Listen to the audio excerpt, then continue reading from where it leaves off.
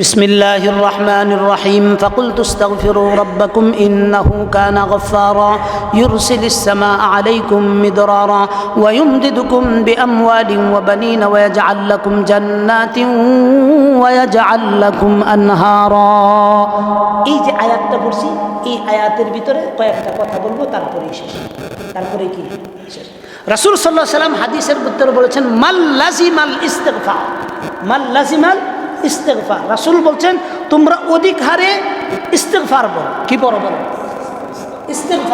ইস্তেগফার কাকে বলে ইস্তেগফার তাকে বলে যে আমার জীবনের সকল গুনাহ থেকে আল্লাহর কাছে প্রতি সময় মাফ চাওয়া পানা চাওয়া কি চাওয়া বলে মাফ চাওয়া পানা চাওয়া রাসূল বলেছেন যদি তোমাদের কোথাও কোনো সময় কোনো ভুলভ্রান্তি হয়ে যায় একটা গুনার কাজ হয়ে যায় সঙ্গে সঙ্গে তোমরা একটা নেকির কাজ করে ফেলো সঙ্গে সঙ্গে তোমরা একটা কি করে ফেলো তাইলে গুনাহ আর নেকি মিলে কি হয়ে যাবে ব্যালেন্স হয়ে যাবে ব্যালেন্স একজনের গুনার পাল্লা যদি বাড়িতে হয় নেকির পাল্লা যদি এটা হয় তেই দেখবেন তার শারীরিক অসুস্থতায় ফুলা একটা কথা শুনতো না মাইয়া একটা দেখবেন এক ছেলের সাথে বাইকে যাইতেছে কেন ওই যে গুনার পাল্লা বাইরে গেছে নেকির পাল্লা কি হয়ে গেছে গা ছুট হয়ে গেছে এই কারণে দুনিয়া তার জন্য কি হয়ে আসতেছে সংকীর্ণ হয়ে আসতেছে কি হয়ে আসতেছে সংকীর্ণ এই সংকীর্ণতা কিভাবে বাঁচবেন আল্লাহ বলেন فقلت استغفروا ربكم إنه كان غفارا يرسل السماء عليكم مدرارا ويمددكم بأموال وبنين ويجعل لكم جنات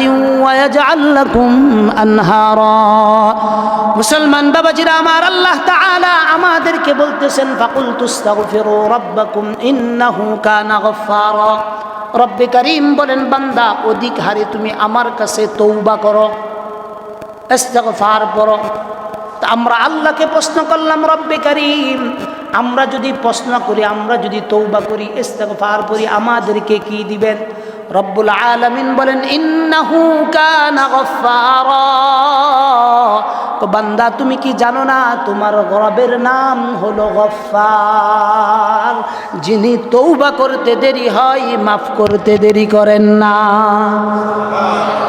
তওবা করতে দেরি হয় মাফ করতে কি করেন না দেরি করেন না শুধু এইখানে বইলে আল্লাহ কাঁদতেছেন না তারপরে আল্লাহ তাআলা বলতেছেন ইউরসিলিস সামাআ আলাইকুম মিদরারা আল্লাহ বলেন যদি তুমি আমার কাছে তওবার জিন্দেগি যদি তোমার কাছে নিয়ে আসতে পারো আল্লাহ বলেন বান্দা যখন তোমার প্রয়োজন হবে ইউরসিলিস সামা আসমান থেকে আমি প্রেরণ করব মিদরারা ইউরসিলিস সামা আলাইকুম মিদরারা আল্লাহ বলেন বান্দা যখন তোমার প্রয়োজন হবে আসমান ফেরে আমি রহমতের বৃষ্টি জমিনের মধ্যে বর্ষণ করব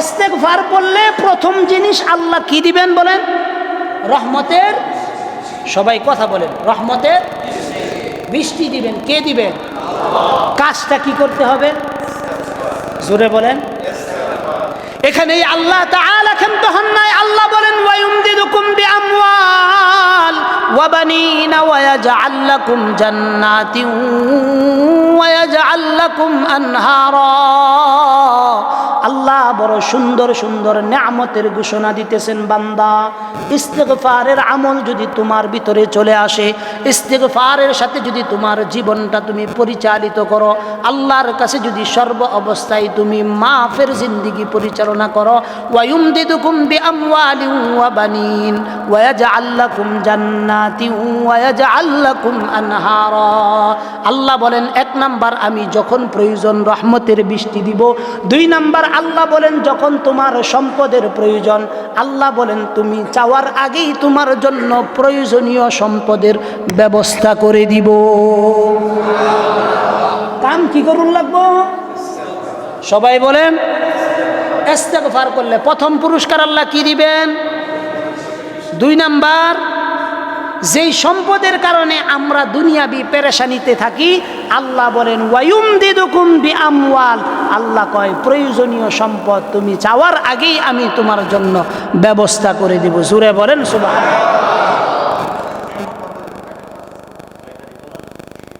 বন্ধ করে দেন সমস্যা লাগতো না এই আমরা ওয়াজ তো একবার করে দিলাম আল্লাহ আমার গলা আচ্ছা আচ্ছা উপরে বন্ধ করে দেন সমস্যা ব্যাটারি চার্জ নেই কারণ আয়া করবো ইনশাআল্লাহ তারপরে আল্লাহ 3 নাম্বার জিনিস কইতেছেন।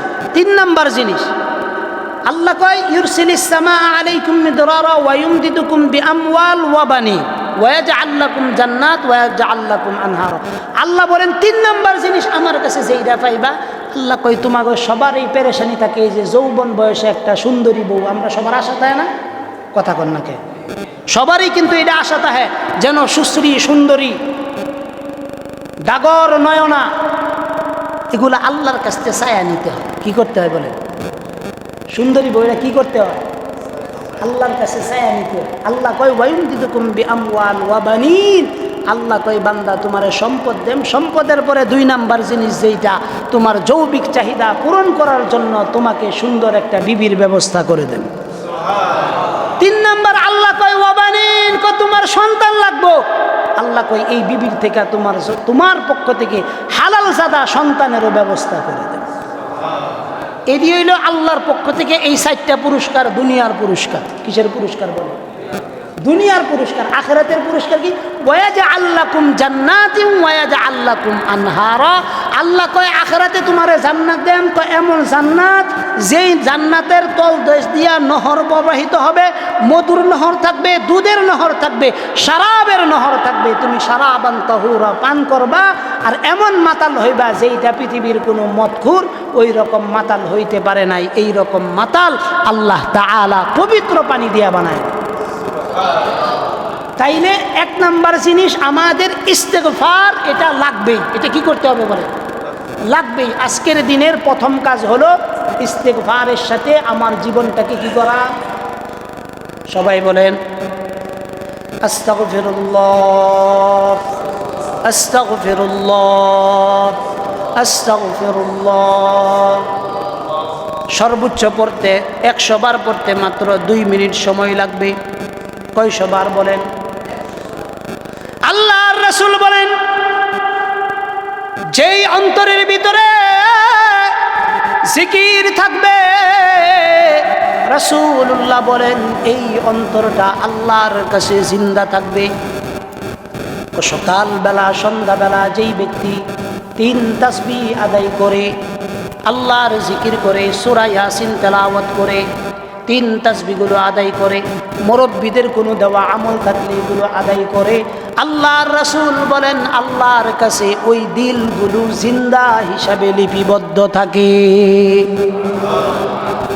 আর যাদের অন্তরের ভিতরে জিকির নাই, আল্লাহর স্মরণ নাই, ফজরের নামাজ নাই, জোহরের নামাজ নাই, আসরের নামাজ নাই, মাগরিবও নাই, এশাও নাই, আল্লাহর জিকির থেকে যেই ব্যক্তি গাফেল থাকবে, আল্লাহর ফেরেশতারা তার অন্তরটাকে দুনিয়ার হায়াতে জীবিত থাকলেও আল্লাহর খাতায় তার দিলটা মুর্দা হিসাবে লিপিবদ্ধ থাকবে।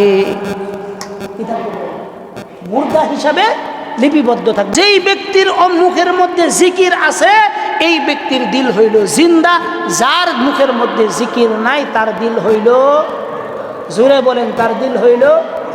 এই মুর্দা অন্তর জাগ্রত করব কিভাবে? মুর্দা অন্তর আমি জাগ্রত করব কিভাবে? রাসূলুল্লাহ সাল্লাল্লাহু আলাইহি ওয়াসাল্লাম মুর্দা অন্তর কিভাবে জাগ্রত করব এটার জন্য কিছু ঔষধ দিয়ে গেছেন। কি দিয়ে গেছেন বলেন? একটু জোরে বলেন, কি দিছে? ঔষধ দিয়ে গেছেন। কি ঔষধ দিয়ে গেছেন? এই ঔষধের কথা বলেই আমরা আল্লাহ চাহে তো ইনশাআল্লাহ শবে কদরের আলোচনার দিকে যাব। আল্লাহ রাসূল বলছেন যে তোমাদের প্রত্যেকের শরীরের ভিতরেই একটা ছোট্ট একটা গোশতের টুকরা আছে। জোরে বলেন, কি আছে? জোরে বলেন।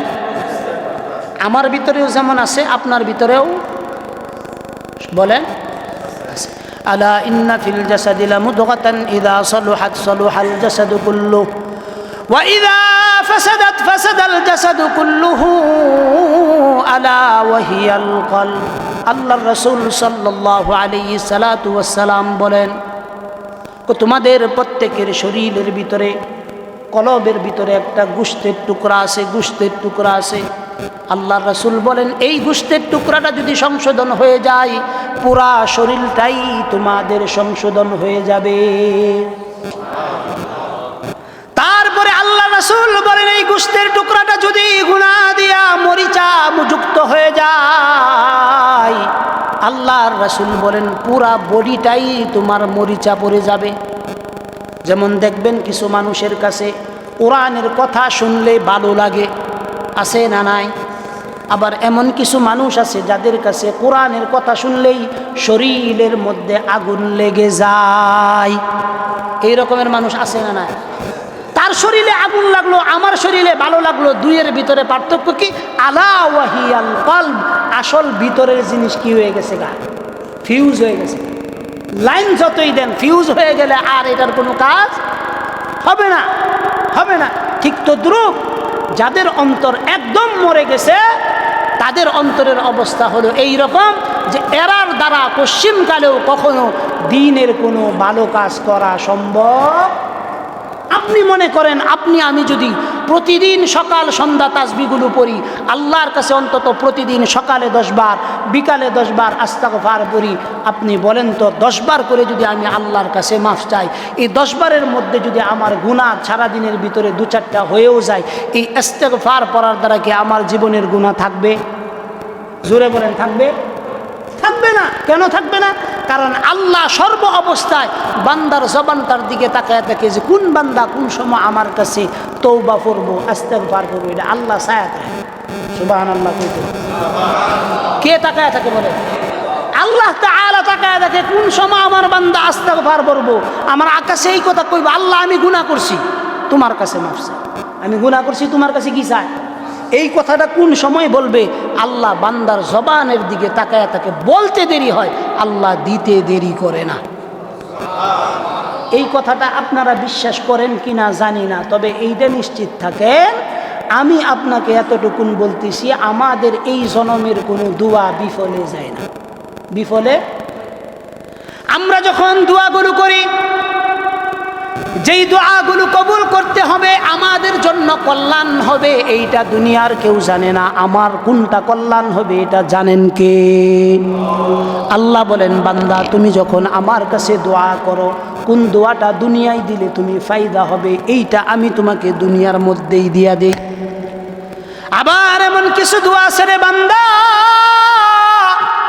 আল্লাহ বলেন এমন কিছু দোয়া আছে বান্দা যেগুলো আমি সংরক্ষণে রাখি, এগুলো আমি দুনিয়ার মধ্যে দেই না, এগুলো আমি তোমার জন্য সংরক্ষণে রাখছি। কিয়ামতের দিন বিপদ মুহূর্তে আমি তোমার দোয়াগুলো কবুল কইরা রাখছি, ওগুলোর জাযা, ওগুলোর ফায়দা, ওগুলোর নেকি আল্লাহ বলেন আমি কিয়ামতের কঠিন ময়দানে আমি তোমাকে দিয়ে দিব। এই জন্য এই জন্মে আমরা যতই দোয়া করি প্রত্যেক দোয়া কবুল। জোরে বলেন, প্রত্যেক দোয়া কি? কেন কবুল? কারণ আল্লাহর রাসূল নিজে বলছেন আত-তাইবু মিনাদ যামবি কামাল্লা যামবালা। জোরে বলেন সুবহানাল্লাহ। রাসূল বলেছেন আত-তাইবু মিনাদ যামবি কামাল্লা যামবালাহু। রাসূল বলেন আল্লাহর কোনো বান্দা যদি আল্লাহর কাছে তওবা করে, কার কাছে তওবা করে বলেন? আল্লাহর কাছে যদি তওবা করে, আল্লাহ বলেন বান্দা তওবা করতে দেরি হয়, আল্লাহ তাআলা তার পিছনের সকল গুনাহগুলো মাফ করতে 1 সেকেন্ডও সময় নেয় না। আল্লাহর রাসূল বলেন কামাল্লা যামবালাহু, সঙ্গে সঙ্গে আল্লাহ তাআলা তার সকল গুনাহগুলো মাফ করে দেয়। এই কারণে কোরআনে কারীমে আল্লাহ তাআলা বলেন ইয়া আইয়ুহাল্লাযীনা আমানু, ইয়া আইয়ুহাল্লাযীনা আমানু তুবু ইলাল্লাহি তাওবাতান নাসুহা। আল্লাহ বলেন বান্দা ইয়া আইয়ুহাল্লাযীনা আমানু, আল্লাহ বলেন হে ঈমানদারগণ, তুবু ইলাল্লাহ, আমার কাছে তওবা করো। আমার কাছে কি করো? আল্লাহ বুঝায় দিতেছেন বান্দা আমার কাছে তওবা করো, খামখেলি ভাবে তওবা করবা না। আল্লাহ বলেন অন্তরটাকে নরম করে তাওবাতান নাসুহা, তোমার গুনার জন্য লজ্জিত হয়ে আল্লাহর কাছে তুমি হাত উঠাও। রাসূল বলেছেন যেই ব্যক্তি আল্লাহর কাছে মাফ চেয়ে চোখ দিয়া কান্নার বান করছে, চোখ দিয়া পানি আসে নাই, আল্লাহর রাসূল বলেন তার চোখের কোণার মধ্যে এক ফোঁটা পানি আইসা জমছে, কিন্তু এই পানিটা তার নিচে পড়ে নাই। আল্লাহর রাসূল বলেন এই এক ফোঁটা চোখের পানি কিয়ামতের কঠিন ময়দানে আল্লাহর ভয়ঙ্কর ভয়ঙ্কর জাহান্নামের আগুনগুলো নিভায়া দেওয়ার জন্য দুনিয়ার কোনো পানিতে কাজ হবে না। আল্লাহর রাসূল বলেন ওই যে চোখের কোণার মধ্যে এক ফোঁটা পানি আসছিল, এই এক ফোঁটা পানি দিয়াই আল্লাহ তাআলা জাহান্নামের আগুনগুলোকে নিয়ন্ত্রণ করবেন। কিসের পানি দিয়ে? এজন্য আল্লাহ তাআলা বলেন ফালিয়াদহাকু কালীলা ওয়ালইয়াবকু কাসীরা। চিল্লায়ে বলেন আল্লাহু আকবার। আল্লাহ বলেন ফালিয়াদহাকু কালীলা, আল্লাহ বলেন বান্দা ফালিয়াদহাকু কালীলা, দুনিয়ার ভিতরে কম হাসো কম হাসো কম হাসো, ওয়ালইয়াবকু কাসীরা, অধিক পরিমাণে আমার ভয়ে চোখের পানিগুলো ফালাও, চোখের পানিগুলো ফালাও। আমরা আল্লাহকে যদি প্রশ্ন করি আল্লাহ এই চোখের পানির মূল্য আপনার কাছে কেন এত বেশি? আল্লাহ বলেন আমি এই পৃথিবীতে অনেক সৃষ্টিকে আমি সৃষ্টি করেছি, ফেরেশতা সৃষ্টি করেছি, জিন সৃষ্টি করেছি, তার আগে অনেক জাতিকে আমি সৃষ্টি করেছি। আল্লাহ বলেন এই জাতিগুলোকে আমি সৃষ্টি করেছি, কাউকে সৃষ্টি করেছি শুধুমাত্র নেকির কাজ করার সুযোগ দিছি, গুনার কাজ করার অনুমতি দেই নাই। আল্লাহ বলেন আবার অনেককে গুনার করার অনুমতি দিছি, নেকি করার সুযোগ দেই নাই। আল্লাহ বলেন মানুষকে আমি দুইটা জিনিস করারই ক্ষমতা দিছি। আল্লাহ বলেন মানুষ ইচ্ছা করলে গুনার কাজ করতে পারবে, ইচ্ছা করলে মানুষ নেকির কাজও করতে পারবে। আল্লাহ বলেন ফারিকুন ফিল জান্নাহ ওয়া ফারিকুন ফিস সাঈর। আল্লাহ বলেন বান্দা তোমাকে আমি দুইটা রাস্তা দিছি, একটা রাস্তা হলো জান্নাতের, আরেকটা রাস্তা হলো জাহান্নামের। যদি তুমি মনে চাই তাইলে তুমি জান্নাতের রাস্তায় নিজেকে চালাও, আর যদি তোমার জাহান্নামে যাইতে মন চাই তাহলে তুমি জাহান্নামের পথে চলো। আল্লাহ বলেন বান্দা দুনিয়া পরীক্ষার জায়গা, এখানে আমি তোমাকে বাধা দিব না, এখানে আমি তোমাকে কি করব না, বাধা দিব না। কেন?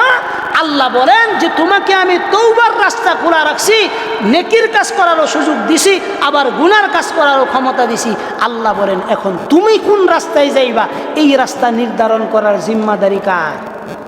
এই কারণেই কেউ সেফা বেচা দুধ খা, আবার কেউ দুধ বেচা সেফা খা, কেউ মদ বেচা দুধ খা, কেউ দুধ বেচা কি খা, মদ খা। এই কারণেই আল্লাহ বলেন ফারিকুন ফিল জান্নাহ ওয়া ফারিকুন, জোরে বলেন ওয়া ফারিকুন ফিস সাঈর। তাইলে আমাদের জীবনের সবচেয়ে মূল অর্জনের যেই জিনিস সেটা হলো আমার জীবনে কতটুকুন চোখের পানি আল্লাহর জন্য রাখতে পারলাম, আখিরাতের জন্য রাখতে পারলাম, আমার জীবনের কতটুকুন ইস্তেগফার আমি আল্লাহর কাছে পেশ করতে পারলাম আমার আখিরাতে মাফের জন্য। এইটা একমাত্র আমার জীবনের পাথেও থাকবে আখিরাতে সংরক্ষিত আমল হিসাবে, আখিরাতে সংরক্ষিত আমল হিসাবে। এজন্য আমার জীবনের একটা পাথেও চাই যে আমি সর্ব অবস্থায় তওবা, ইস্তেগফার এবং আল্লাহর কাছে দোয়া, এই তিন জিনিসের মাধ্যমে জীবনকে পার করব। বলেন কয় জিনিস? একটু জোরে বলেন কয় জিনিস? এই তিন জিনিসের মাধ্যমেই আমাকে চলতে হবে। কেন? কারণ রাসূল বলেছেন আদ-দুআউ মুখুল ইবাদা, আদ-দুআউ, দুআই ইবাদতের কি মগজ। অন্য জায়গায় আল্লাহ শুনুন আদ-দুআউ হুয়াল ইবাদা, দুআই ইবাদত। জোরে বলেন দোয়া কি? নামাজের ভিতরে দাঁড়ায় আমরা পড়ি আল্লাহু আকবার, সুবহানাকাল্লাহুম্মা ওয়া বিহামদিকা ওয়া তাবারাকা ইসমুক ওয়া তাআলা জাদ্দুকা ওয়া লা ইলাহা গায়রুক। নামাজের মধ্যে আমরা দাঁড়ায় সাইরা সুবহানাল্লাহি ওয়া বিহামদি, সুবহানাকাল্লাহুম্মা ওয়া বিহামদিকা ওয়া তাবারাকা ইসমুকা ওয়া তাআলা জাদ্দুকা ওয়া লা ইলাহা গায়রুক। চিল্লায়ে বলেন আল্লাহু আকবার। আল্লাহ কয় বান্দা যখন নামাজের ভিতরে দাঁড়ায় আল্লাহু আকবার বলতে দেরি হয়, আল্লাহ কয় দেখো আমার বান্দা আমার তাকবীর বলতেছে, আমার বরত্ব প্রকাশ করতেছে, এই কারণেই রাসূল বলছেন আদ-দুআউ হুয়াল ইবাদা, দুআই ইবাদত। তার মানে আমরা যে সালাত পড়ি, নামাজ পড়ি, এই নামাজের ভিতরে যতগুলো কথা আছে প্রত্যেকটা কথাই আল্লাহর গুণকীর্তন আর বান্দা আল্লাহর কাছে মুতাওয়াজ্জু হওয়ার দোয়া। আমরা কি বলি? আলহামদুলিল্লাহি রাব্বিল আলামিন। সমস্ত প্রশংসা কার? আর একটু জোরে বলতে হবে কার? সমস্ত প্রশংসা যখন আমি বলি আল্লাহ, কোন কারণে আল্লাহর প্রশংসা করি? আমি বলি লিল্লাহি রাব্বিল আলামিন, যিনি বিশ্ব জাহানের প্রতিপালক। আল্লাহ বান্দা যখন এইটা পড়ে সঙ্গে সঙ্গে আল্লাহ উত্তর দেয় হামিদানি আবুদি, আমার বান্দা আমার প্রশংসা করতেছে। সুবহানাল্লাহ। আল্লাহ তাআলা আরশে আসীমের মধ্যে বসেন, বসার পরে আল্লাহ তাআলা ফেরেশতাদেরকে বলেন, ও ফেরেশতারা, তোমরা না বলছিলা ওয়াইদ ক্বালা রাব্বুকা লিল মালাইকাতি ইন্নী জাইলুন ফিল আরদি খলিফা ক্বালু আতাজআলু ফিহা মান ইউফসিদু ফিহা ওয়া ইয়াসফিকুদ দিমা ওয়া নাহনু নুসাব্বিহু বিহামদিকা ওয়া নুকদ্দিসু লাক ক্বালা ইন্নী আ'লামু মা লা তা'লামুন। একটু জোরে বলেন না আল্লাহু আকবার। আল্লাহ ফেরেশতাদেরকে প্রশ্ন করে, ও ফেরেশতারা, আদম যখন আমি সৃষ্টি করবা চাইলাম, তোমরা কইলা আল্লাহ আদম জাতরে সৃষ্টি কইরেন না, এরা দুনিয়ার ভিতরে মারামারি করবে, কাটাকাটি করবে, ফ্যাসাদ করবে, হিংসা করবে, বাইর রক্ত বাই জড়াবে। আল্লাহ বলবেন যে এই যে যায় দেখো বুলবুল বাজার কেন্দ্রীয় জামে মসজিদে এলাকাবাসী সবাই মিলে বৈশা গেছে, আমার তাজকিরা, আমার আলোচনা করতেছে, দ্বীনি মুজাকারা করতেছে। তোমরা কইলা তারা ফ্যাসাদ করব, আমি তো দেখি তারা ইবাদত করে। সুবহানাল্লাহ কইতেন না? মাঝে মাঝে সুবহানাল্লাহ দুই একটা বাড়ির লেগে রাখিয়ে দিন, যে না এনেই কইবা, এনেই কইলেন যে কইবেন তো ইনশাআল্লাহ। তার একটু জোরে কইন না সুবহানাল্লাহ। আল্লাহ আমগর মতো আউল ফাউল ব্যক্তি করে আলোচনা কাগজ লগে করে, আর একটু জোরে কই। ফেরেশতাদের সাথে আল্লাহ বলেন, এই ফেরেশতারা, তোমরা না বলছিলা ক্বালু আতাজআলু ফিহা মান ইউফসিদু ফিহা ওয়া ইয়াসফিকুদ দিমা। আল্লাহ বলেন, ফেরেশতা, তোমরা না কইছিলা আমার বান্দাদেরকে দুনিয়ার ভিতরে সৃষ্টি করলে এরা দুনিয়ার মধ্যে গিয়া ফ্যাসাদ করব, এরা দুনিয়ার মধ্যে গিয়া গ্যাঞ্জাম করব। আল্লাহ কয় তারা তো গ্যাঞ্জাম করতেছে না, মসজিদের মধ্যে বসছে, কোরআনের আলোচনা শুনতেছে, কেউ কারো দিকে তাকাইতেছে না, মুতাওয়াজ্জু হয়ে শুনতেছে। কই তারা তো ইবাদতের ভিতরে মগ্ন আছে। ফেরেশতারা একটা কথারও উত্তর দেয় না, মাথাগুলো নিচের মধ্যে রাখে, আর আল্লাহর কথার কোনো সুযোগ দেয় না, উত্তর দেওয়ার কোনো সুযোগ তাদের মধ্যে থাকে না। কোন কারণে থাকে না? আপনি যখন এই ইবাদতের মধ্যে পৌঁছে যান, আল্লাহ বলেন সাধারণ মানুষ সাধারণ ফেরেশতার চাইতে উত্তম, আফজল মানুষ আফজল ফেরেশতার চাইতে উত্তম। সুবহানাল্লাহ। আর একটু জোরে সুবহানাল্লাহ। ওয়াজ কি আপনাদের মোটামুটি ভালো লাগতেছে? মোটামুটি ভালো লাগলে বেশি ভালো লাগতে হতে, বেশি ভালো লাগলে ফেস আছে, কম যত ভালো লাগবে তত ভালাই না। ঠিক আছে না কথাটা? তখন আবার দেখছেন যে খালি এই দিকেই মুতাওয়াজ্জু না, সকল বিষয়ে আমার তিনটা কাজ জীবনের মূল মাকসাদ চাই। একটা, আমার জীবনে ইস্তেগফার থাকবে, তওবা থাকবে। কি থাকবে বলে? তওবা থাকবে। 2 নাম্বার, আমার নিজের গুনাহের জন্য সর্ব অবস্থায় আল্লাহর কাছে কায়মুনু বাক্যে তওবা থাকবে। এইটা আমার জীবনের কি বলে? মূল জিনিস। জীবনের কি মূল জিনিস। তারপরে আমার জীবনে যেটা থাকবে সেটা হলো যত বেশি আমি আল্লাহর ভয়ে, আল্লাহর খৌফে যত বেশি আমি আমার চোখের পানিকে আল্লাহর জন্য ফেলে দিতে পারবো, এগুলোই কিয়ামতের দিন জাহান্নামের আগুন নিবানোর জন্য আমার এই চোখের পানিগুলো যথেষ্ট হয়ে যাবে। বড় কঠিন কথা, একটু 2টা মিনিট ভালো করে লক্ষ্য করে শুনেন। কিয়ামতের ময়দান যখন সংগঠিত হয়ে যাবে, আল্লাহ তাআলা কিছু মানুষদেরকে ডাকবেন। মনে করেন আমার মতো আবু মুহাম্মদ আব্দুল কাইয়ুমকে আল্লাহ তাআলা ডাকবেন। ডাকার পরে বলবেন তোমার আমলগুলো নিয়ে আসো। জীবনের তো তেমন কোনো আমল থাকবে না, কোনো কিছু থাকবে না, কারণ ঠিকমতো নামাজ পড়ি নাই, রোজা রাখি নাই, হজ করি নাই, যাকাত দেই নাই, আমল তেমন ভালো না। কিন্তু একটা জিনিস ছিল ভালো, শুক্রবারে যখন জুমার নামাজের মধ্যে গেছি, ইমাম সাহেবের সঙ্গে যখন হাত উঠাইছি, ইমাম সাহেব যখন দোয়া করছে, তো এই দোয়ার ভিতরে আমার কলিজার ভিতরে একটা ভয় আসছে, হাই রে সারা সপ্তাহ তো আমি নামাজ পড়লাম না, কিচ্ছু করলাম না, জুমার দিন আইলাম, না জানি আল্লাহ আমার দোয়াটা কবুল করে কিনা। এই বয়ে অন্তত প্রতি শুক্রবারে একটু একটু কইরা চোখের পানিটা ফালাইছিলাম। এই যে চোখের পানি তুমি ফালাইছিলা, আল্লাহ তাআলা কিয়ামতের দিন যখন ডাক দিবে, বান্দার কোনো আমল থাকবে না। এক একটা শিকলের ভিতরে আল্লাহ তাআলা ৭০,০০০ ফেরেশতারে দইরা তারপরে জাহান্নাম গুলাকে আটকায়া রাখবেন। জাহান্নাম এত জোরে গর্জন মারবে, জাহান্নামের গর্জনের ঠেলায় কিয়ামতবাসী যারা আছে প্রত্যেকেই ভয়ে থর থর করে কাঁপবে। এমন কাঁপুনি আসবে ভয়ে, জিহ্বা শুকিয়ে যাবে, গলা শুকিয়ে যাবে, কলিজা পর্যন্ত শুকিয়ে যাবে। কঠিন মুহূর্তে যখন জাহান্নাম একদম কাছাকাছি চলে আসবে, ৭০,০০০ ফেরেশতা পর্যন্ত জাহান্নামকে ধরে রাখতে পারবে না। ওই সময় আল্লাহ তাআলা যখন জাহান্নামকে ফিরানোর কোনো রাস্তা থাকবে না, তখন আমার আপনার সংরক্ষিত চোখের পানিগুলো আল্লাহ তাআলা অল্প একটু হাতের মধ্যে নিয়ে জাহান্নামের দিকে এইবার ছিটায় দিবেন। ছিটায় দেওয়ার পর জাহান্নাম আবার ৫০,০০০ মাইল দূরত্বে চলে যাবে।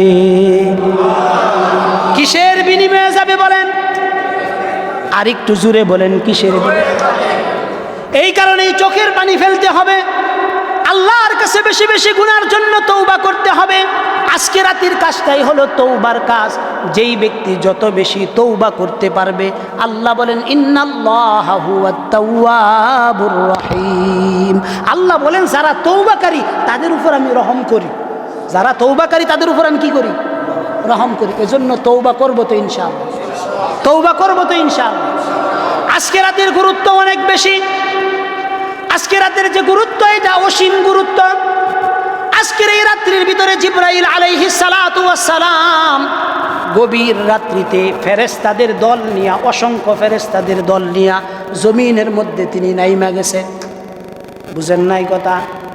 ফেরেশতা জিবরাইল, তার নেতৃত্বে জিবরাইল সবসময় আসে না, একমাত্র লাইলাতুল কদরের রাত্রিতেই তিনি জমিনের মধ্যে নামেন।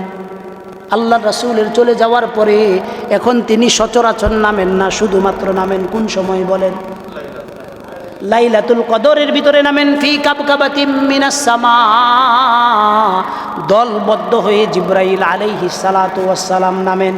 আয়েশা সাইরা যদি জিবরাইল আলাইহিস সালাতু ওয়াস সালাম দেখেন যে আমরা জিকিরের মধ্যে আছি, কোরআনের আলোচনার মধ্যে আছি, অথবা সেজদার মধ্যে আলোচনার মধ্যে আছি, দেখবেন সরকার থেকে যদি কোনো ইনকোয়ারি পাঠায় রাস্তার কাজ করার জন্য, ওই জায়গাটা ভালো কইরা কাজ করে। ঠিক তদ্রুপ ফেরেশতা যদি আয়েশা আমাদের ভিডিওগুলো কইরা নিয়ে যায় যে আল্লাহ বুলবুল বাজার কেন্দ্রীয় মসজিদের মুসল্লিরা দ্বীনের আলোচনা শুই না মসজিদের মধ্যে অবস্থান করতেছে, আল্লাহ তাআলার কাছে যখন এই আমলগুলো পেশ করবে, আপনার জীবনের কোনো সফলতা থাক অথবা না থাক, এই ভিডিওটা আল্লাহর কাছে প্রকাশ করা মানে আপনার জীবনে নাজাতের অন্যতম একটা উসিলা হয়ে যাওয়া। কোন কারণে উসিলা হয়ে যাওয়া? কিয়ামতের দিন আমল দিয়ে কোনো ব্যক্তি ছাড় পাবে না।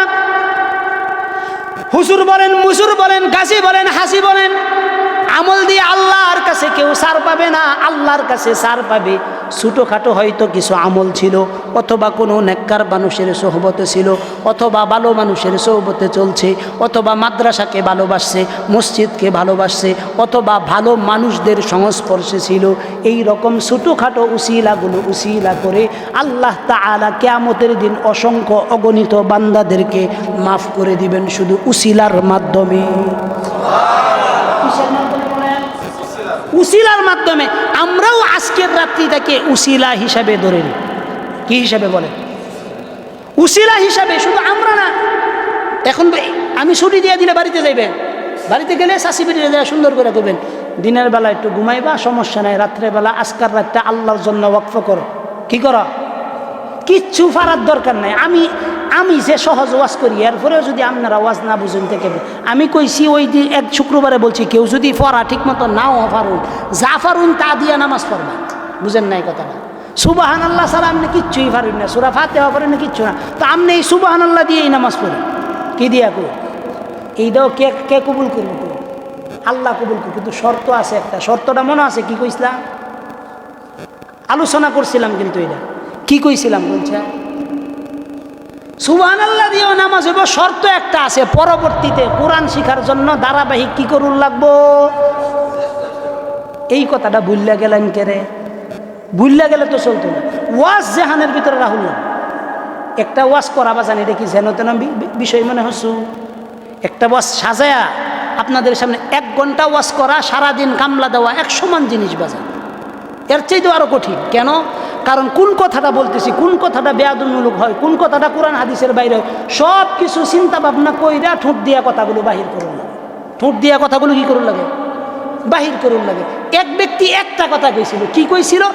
সব খালি ওই যে একটা শব্দ ইউজ করছিল, উমুক রাজাকারের নাতিপুতি, একটা শব্দ তার ধ্বংসের জন্য কি হয়ে গেছে গা। ব্যক্তি কি খারাপ ছিল? কাম একবারে খারাপ করছে? কিচ্ছু না, সবই ঠিক আছে, কিন্তু একটা মুখের একটা ভুল শব্দ তার জীবনটারে কি করে দিছে? বরবাদ করে দিছে, ধ্বংস করে দিছে। ঠিক তদ্রুপ আমরা যখন কথা বলি এইভাবে সতর্ক হইয়া বলতে হয়। কেন? কারণ এই যেন আছে আমগর স্যার আছে, মুতালেব স্যার আছে, এন্দা বেলায়েত ভাই আছে, আব্দুর রহিম ভাই আছে, আরও শিক্ষিত মুবারক স্যার আছে। শিক্ষিত মানুষের এই এলাকাতে অভাব নেই, কি নাই কো অভাব।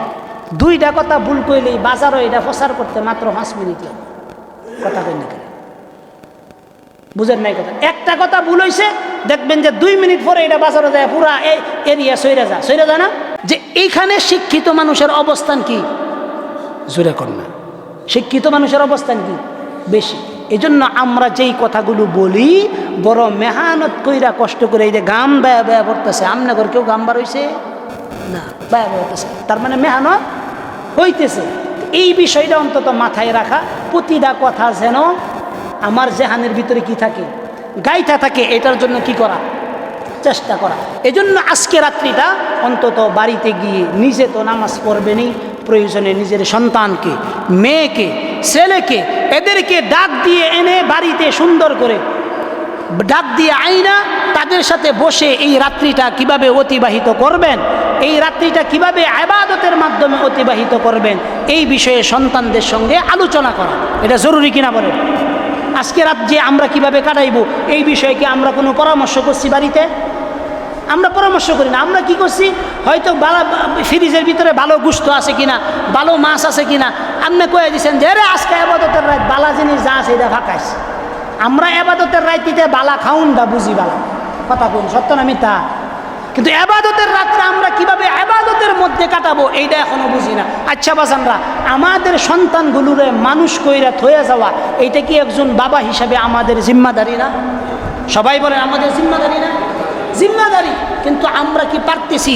এই এলাকার ভিতরে আপনি কি বলতে পারবেন বুকে হাত দিয়া যে 20টা আলেম আছে, যেই 20টা আলেম পুরা এলাকাটা আবাদ করবো, এইরকম 20 জন হক্কানি জাইয়েদ আলেম নাই? কেন নয়? কারণ আমরা পরবর্তী প্রজন্মটাকে ওইভাবে গুছায়া যাইতেছি। কি করতেছি না বলে?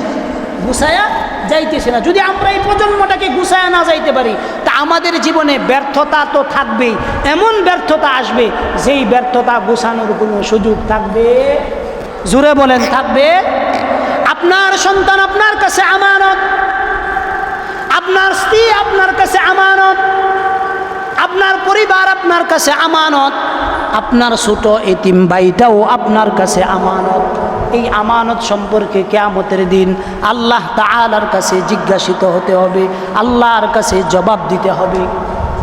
দুনিয়ার ভিতরে আল্লাহ তাআলা এই কারণে আমাদেরকে রাসূলুল্লাহর মাধ্যমে আমাদেরকে সতর্ক করেছেন। আল্লাহ রাসূল বলেছেন তোমরা প্রত্যেকেই দায়িত্বশীল, কিয়ামতের দিন তোমাদের দায়িত্ব সম্পর্কে জিজ্ঞাসিত কথা হবে। আল্লাহ তাআলা রাসূল বলেন তোমরা প্রত্যেকেই দায়িত্বশীল, আর এই দায়িত্ব সম্পর্কে কিয়ামতের দিন তোমাদের প্রত্যেককেই আল্লাহর পক্ষ থেকে জিজ্ঞাসিত হতে হবে। আল্লাহ তাআলার কাছে 5টা জিনিসের হিসাব প্রত্যেক ব্যক্তির দিতে হবে। 1 নম্বর হিসাব, আল্লাহ বলবেন তোমাকে আমি জীবন দিয়েছিলাম, এই জীবনটা তুমি কোন কাজে অতিবাহিত করছো, এটা প্রথম প্রশ্ন আল্লাহর পক্ষ থেকে করবে। 2 নম্বর প্রশ্ন, আল্লাহ বলবেন যৌবন দিয়েছিলাম, এই যৌবনটা কোথায় ব্যয় করছো। 3 নম্বর প্রশ্ন আল্লাহ করবেন সম্পদ দিয়েছিলাম, সম্পদ তুমি কোন কাজে ব্যয় করছো। 4 নম্বর প্রশ্ন করবেন আল্লাহ তাআলা, বান্দা সম্পদটা তুমি কোন রাস্তায় কামাইছো। এই সবগুলোর হিসাব দিতে হবে।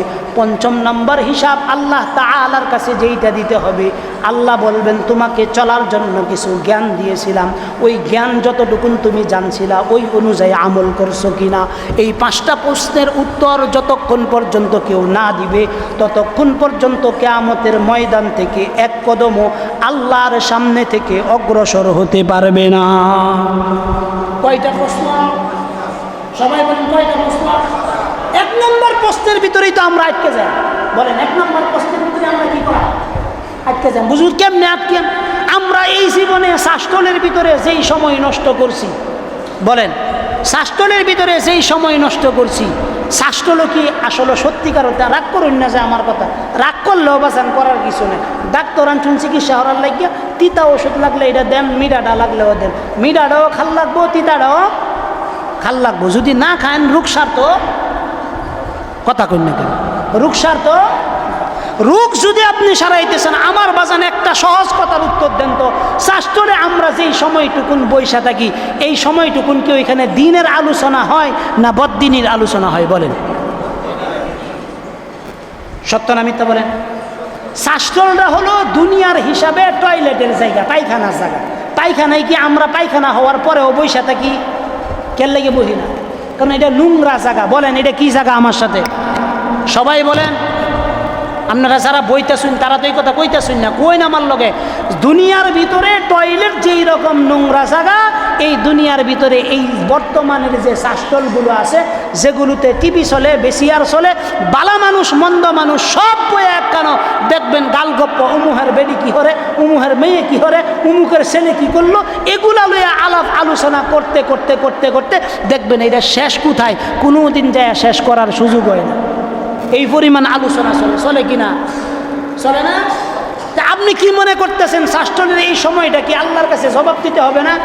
তা আমি যে প্রশ্ন বলছি যে জীবনের প্রথম যদি আল্লাহ প্রশ্ন করে হায়াত দিছিলাম কোন কাজে সময়টা ব্যয় করছো, তো আমনে শাস্ত্র ছাড়া অন্য কোনো কাজে কি ব্যয় করছো? কথা কই না। রমজান দেখেছেন দিনের বেলা শাস্ত্র বই না, কথা কই না। রমজান দেখেছেন বন্যা, কিন্তু রমজানটা গেলে পরে অস্তিত্ব থাকবো শাস্ত্রলে। সকাল থেকে নিয়ে রাত্রে 11টা পর্যন্ত শাস্ত্র কিতাবাদি আলোচনা হইব কিনা? কারণ আপনারা কইতেন হুজুর আমরা সবাই বই, আপনি এরম বা কথা না কইলে হতে পারুন, কিন্তু আপনি এই জায়গায় বই হাইরা কি কি অর্জন হত্যাছুন এই বিষয়ে আমার কাছ থেকে একটু নেই। নামাজটা বই রাহাইয়া যায়, যাইয়া হাইরা বই হেমনি শুরু হকিব। একজনে বিসমিল্লাহ বইয়া শুরু হয়ে দেয়, আরেকজনে হেডের লোকে মুখ মিলাই দেয়, আরেকজনে হেডের লোকে, আরেকজনে হেডের লোকে করতে করতে 2-2.5 ঘন্টা শুধু গিবত। সত্য না মিথ্যা? অথচ রাসূলুল্লাহ বলেছেন আল গীবাতু আশাদ্দু মিনাজ জিনা। আমরা যদি একজন ছেলে এবং মেয়েকে যদি দেখি অবৈধ প্রেমের সম্পর্ক করে, তো এদেরকে দইরা পিটাই, কথা ঠিক না বেঠিক? বাপ মারে খবর দেয়ানি, আর যদি নেতারা ধরে তাইলে জরিফানা নেই। আমগর শহরের মধ্যে ছেলে মেয়েকে একসাথে ধরলে জরিফানা নেই, এই জরিফানা নিয়ে পরে বিবাহ করায়া দেয়। আমরা কি আরো যদি অপকর্মের ভিতরে ধরি তাইলে তাদের বিচার করি এইভাবে। আল্লাহর রাসূল বলছেন আল গীবাতু আশাদ্দু মিনাজ জিনা। আল্লাহর রাসূল বলেন জিনার চাইতেও গীবত আরো জঘন্যতম খারাপ। নাউজুবিল্লাহ কইতেন না? জিনার চাইতেও গীবত, একটু কথা কই, জিনার চাইতেও গীবত জঘন্য খারাপ। শুধু খারাপ না, আল গীবাতু আশাদ্দু শব্দ ব্যবহার করছেন আল্লাহ রাসূল। আশাদ্দু মানেই জঘন্য, আশাদ্দু মানেই কি? জঘন্য। আল্লাহ আল গীবাতু আশাদ্দু মিনাজ জিনার চাইতেও জঘন্য গুনাহ হইল গীবত করা। এইটা আমরা নামাজ পড়া যায় হাইরে শুরু করি। কথা বলি, নামাজ পড়া যায় হাইরে কি করি? শুরু করি। প্রিয় বাবাজিরা আমার, আপনাদের পায়ে ধরে বলি, আজকে থেকে যদি কোনো ব্যক্তি নিয়ত করেন যে হুজুর আমি চাষতলে যাব, চাটা খাবো, একটা পান মুখে দিব, বাস ওখান থেকে আয়সা পড়েন, আয়সা সেইরা আপনি যদি এই সময়টা বাড়ির শাশির সাথে দেন, কার সাথে বলেন? শাশির সাথে দেন, অথবা আপনার নাতির সাথে দেন, অথবা আপনার ছেলের সাথে দেন, অথবা ছেলের বউ একটু মেহনত করতেছে, আপনার স্ত্রী একটু মেহনত করতেছে, তাকে যদি সহযোগিতা করেন, এই শাস্ত্রলে বসা আর সহযোগিতা করা দুইটার নেকি আর গুনার পার্থক্য আমি বুঝাই দেই, তাইলে আপনি সহসাই ওয়াজটা বুঝতে আপনার একটু সহজ হবে। 1 নাম্বার, আপনি যদি একটা গীবত করেন, এই গীবতের সাথে আরো 10 জন সম্পৃক্ত, যার নামে আপনি গীবত করছেন তার কাছে কি কোনোদিন এটার ভুল স্বীকার করবেন? বলেন, কোনোদিন ভুল স্বীকার করবেন না? ভুল স্বীকার করতেন না। এই ভুল স্বীকার না কইরা এই ব্যক্তির কাছ থেকে আপনি জীবনে কোনোদিন মাফ নিছেন না। কি নিছেন না? মাফ নেওয়ার সুযোগ আছে না? মাফ নিছি না। এই ব্যক্তি যদি আল্লাহ না করুক আমার আগে মারা যায়, আর আমি যদি তার কাছে মাফ নিতে না পারি, আমি যদি তার কাছ থেকে মাফ না নিতে পারি, তো আমি তার বিরুদ্ধে গীবত করলাম, শেকায়েত করলাম। এই গীবত শেকায়েত কিয়ামত পর্যন্ত আমি যত মানুষ এটার দ্বারা আরও অন্য জায়গায় চর্চা করবে, আমি যে বইলা তার কাছে জানাইয়া দিছি এটার গুনাহ সে যত বলবে তত সদকায়ে জারিয়ার মতো গুনারও সদকায়ে জারিয়া চলতেই থাকবে, চলতেই থাকবে। নাউজুবিল্লাহ।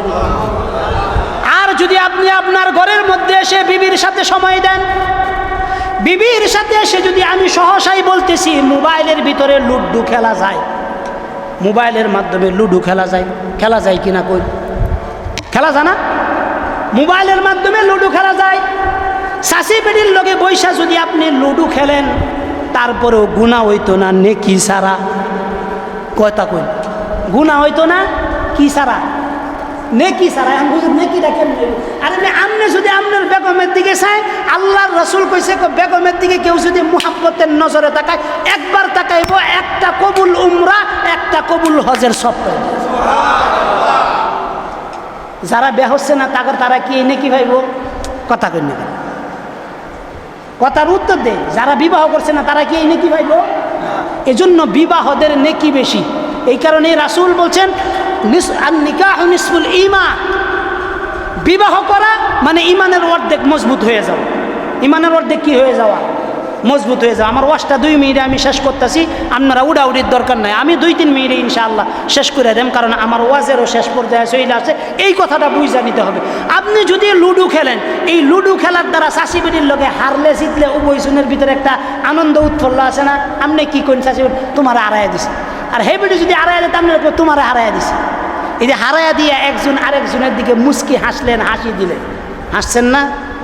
অন্তত 70 রাত তাহাজ্জুদ নামাজ পড়লে যে নেকি হয়, এই 2 জনের হাসির মাধ্যমে এই মুহাব্বত আদান প্রদানের দ্বারা ততটুকু নেকি হবে।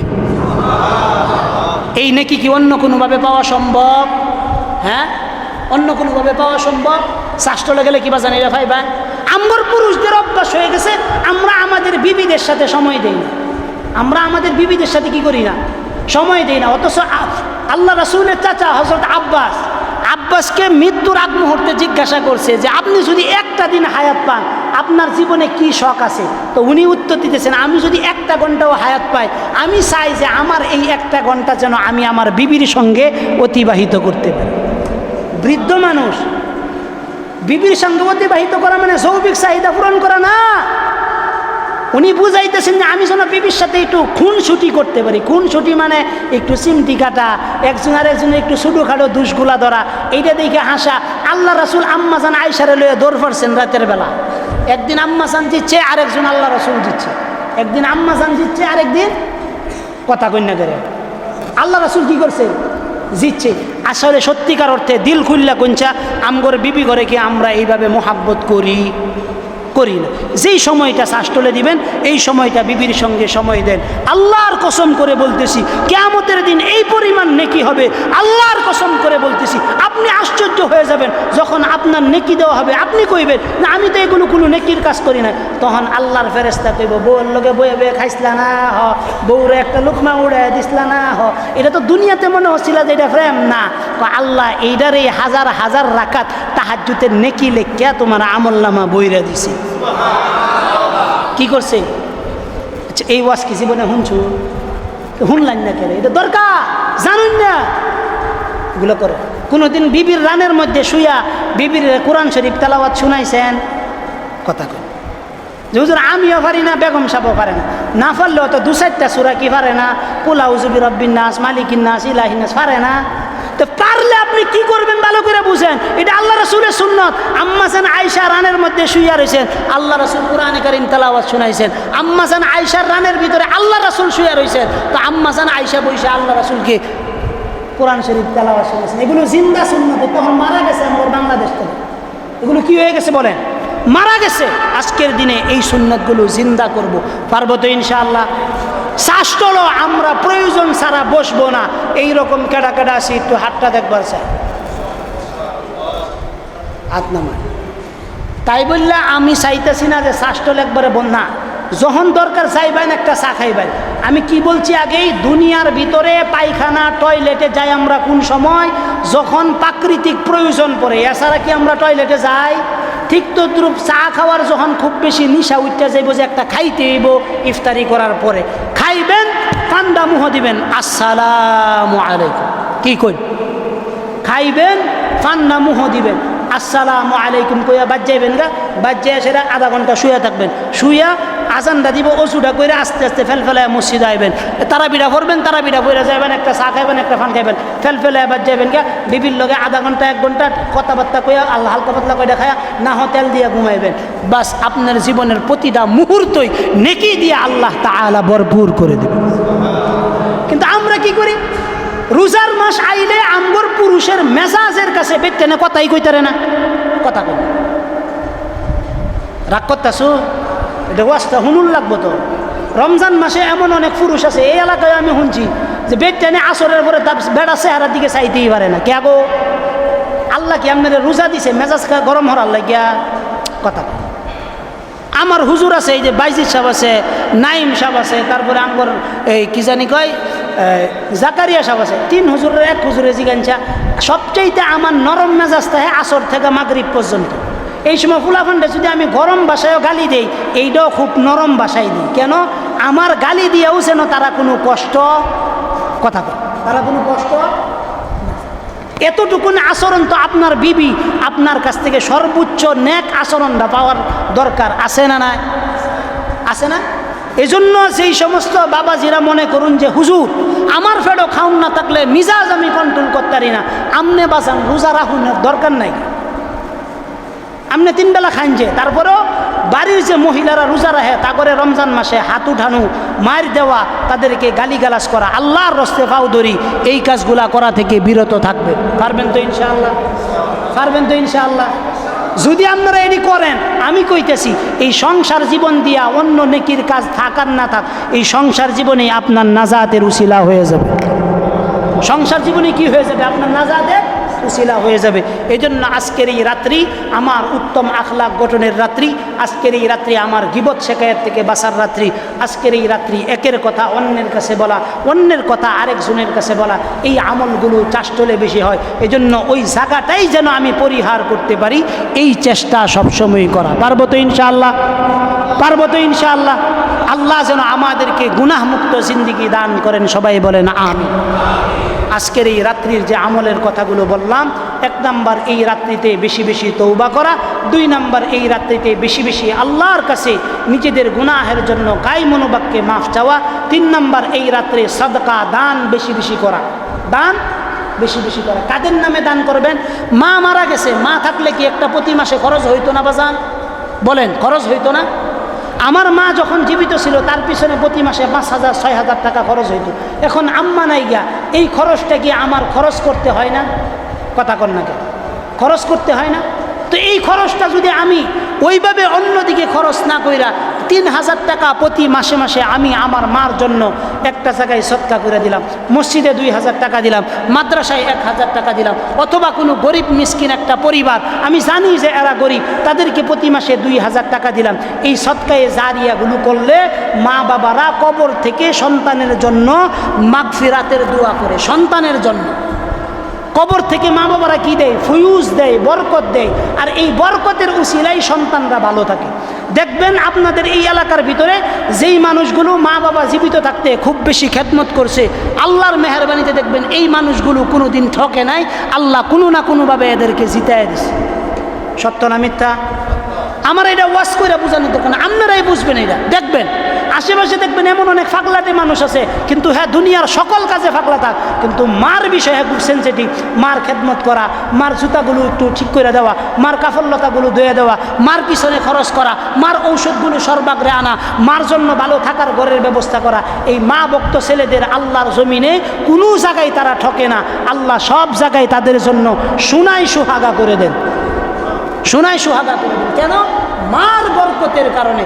তো আপনার মা চলে গেছে, কিন্তু আমরা এই মার জন্য একজন ব্যক্তিও এই পর্যন্ত পাইলাম না যে হুজুর এই যে নেন 50টা টাকা আমার মাল লাগিয়ে একটু আত্মা উড়ায় দোয়া করেন। এই জিনিসটা খুব খারাপ একটা বিষয় যে আমি আমার মৃত আত্মীয় স্বজনের জন্য যে খরচ করার অভ্যাস করতেছি না। আমার সন্তান মইরা গেলে আমি যেহেতু 1 বছরে আমার মার জন্য একবার দোয়া করাই না, আমি মারা গেলে আমার সন্তান ওই 3 দিনা 40 করার পরে আগামী 40 বছর আর কবরের কাছে যায় খোঁজখবর নিত না। কথা কন না, খোঁজখবর নিত। আমি আমার ছেলেকে দিয়া টাকা দেই তার পকেটে যে এটা দান করো, কেন? তার অভ্যাস হোক, জানুক যে আমার বাবা এই কাজগুলো করতো, আমার বাবা এই কাজগুলো করতো। আমি তারে রাইখা আমার জুতাগুলো আমি নেই, তার জুতাগুলো তারে পরাইয়া দিয়া 3 দিন আমি কইছি যে মসজিদের জুতাগুলো বাস করে দেয়। তারে কইছি মোহাম্মদ রে, এই যে পিচ্ছিটা জুতাগুলো বাস করে দাও। হ্যাঁ, জুতাগুলো বাস করে দিছে। এই যে জুতাগুলো বাস করা, সন্তানকে গঠন করা, সন্তানকে পরিবর্তন করার জন্য চেষ্টা করা, এইটা প্রতিটা মা বাবার ফিকির থাকতে হবে। আপনি আপনার মা মারা গেল, তার জন্য আপনার কোনো দরদেই হইল না, তো আপনি তো ভাই সুসন্তানই হতে পারলেন। এজন্য প্রতি লাইলাতুল কদরে, শবে বরাতে, ঈদের দিনে অন্তত হলেও মার জন্য বাবার জন্য 100 টাকা ঈদগাহের মাঠে নিয়ে যাওয়া, হুজুরের কাছে নিয়ে দোয়া চাওয়া, অথবা ঈদগাহের মাঠের খরচ নির্বাহের জন্য দোয়া চাওয়া, মসজিদের দান বক্সে দেওয়া, এগুলো জরুরি করব। এগুলো করব, এগুলো নেকির কাজ। এগুলো কিসের কাজ বলে? নেকির কাজ। আর সদাকাতু তারুদ্দুল বালা, দান সৎকা করবেন, বিপদ আপদ দূর হবে। দান সৎকা করবেন, বিপদ আপদ কি হবে? দূর হবে। আল্লাহ চাহে তো ইনশাআল্লাহ আমরা রমজানের পরেই মসজিদের দোতলার কাছে এই আমাদের 6টা জানালা না ভাই, 8টা জানালা, প্রতিটা জানালা সম্ভবত 25,000 টাকা করে লাগে। 24,000 টাকা করে লাগে। তা আমরা হিসাব করছি মোটামুটি প্রায় 2,80,000 টাকা, এইরকম আস্কিং, কিছু কম বেশি হতে পারে, এই রকম খরচ হয়ে যায়। আপনাদের ছেলে বিদেশ আছে, সন্তান বিদেশ আছে, অথবা আপনি বিদেশ আছেন, অথবা আপনার সামর্থ্য আছে। একজন ব্যক্তি আমার একটু বলেন যে হুজুর